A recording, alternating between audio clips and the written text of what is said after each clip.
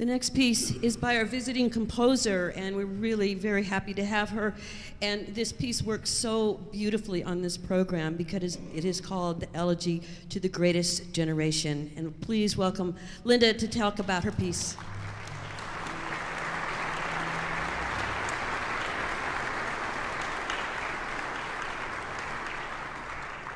Thank you so very much. I can't begin to tell you how thrilled and honored I am to be part of this evening's celebration, commemoration, honoring, and tribute. To be able to hear thoughts in my head, dots on my paper, to go through the lovely lives, souls, experiences, and musical qualities of these incredible musicians is a thrill like absolutely no other on the planet. And so I am eternally grateful to Nan for programming my music and for bringing me in for this incredible experience. I'm not going to repeat everything that I've written in the program notes because it pretty well says so much about what this piece, what my inspirations and the like were. It was originally written to commemorate a conductor who had died, who had actually been in World War II in the Ardennes forest during the Battle of the Bulge. But as I was writing this piece 10 years ago, really the one, even though I loved and admired Richard, the one who was closest in my heart that really spoke to me about this music was my own dear husband, who had also served in World War II in Patton's Third Army during the last 2 months of the war in the Rhineland campaign. And for that, he'd been awarded 2 Bronze Stars.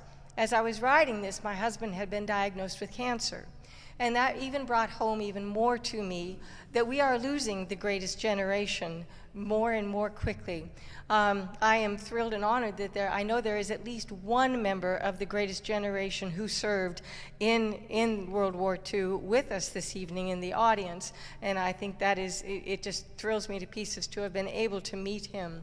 But, you know, as of now, there are less than 250,000 less than 250,000 members of the greatest generation who fought in World War II who still live. That was of the 16 million who had served during World War II. So we are losing them at an incredible rate. As I was writing this, that's why I wanted it to be kind of a tone poem and a rhapsody, a gratitude and a thanks to these people. You will hear taps, which is, of course, the piece that is played at military funerals. It's also played at dusk to show the end of day. And so that begins it, and because I know what a punch it has, how powerful it is to hear taps. I've heard trumpet players talk about what it means when they play it, to do it. And then I introduced the main melody with the horns, but it's based on a song I wrote, which was my elegy, my little tomboed, and it was a piece, my most secular hymn, I will meet you in the music in a land that has no time. So that's the basis of the melodies that you hear is actually a song I wrote that I'm turning into a choir piece. But throughout, you'll hear like the bass drum will sound like distant artillery fire. Or you'll hear some bird songs occasionally in it, because even on battlefields, there were bird songs. And there's moments of hope. There's moments that after like the battle is over, where there's like a mist hanging in the air. So I want it to be evocative, and I don't want to prattle on too long about it, but I just thought it might be helpful for you to know some of what were in my thoughts. And I'm just trying to create, it's okay if you kind of envision a scene, you know, at dawn or at dusk, and of just a space, but hopefully a space where we will no longer have war and where we will have peace. Once again, thank you so very much.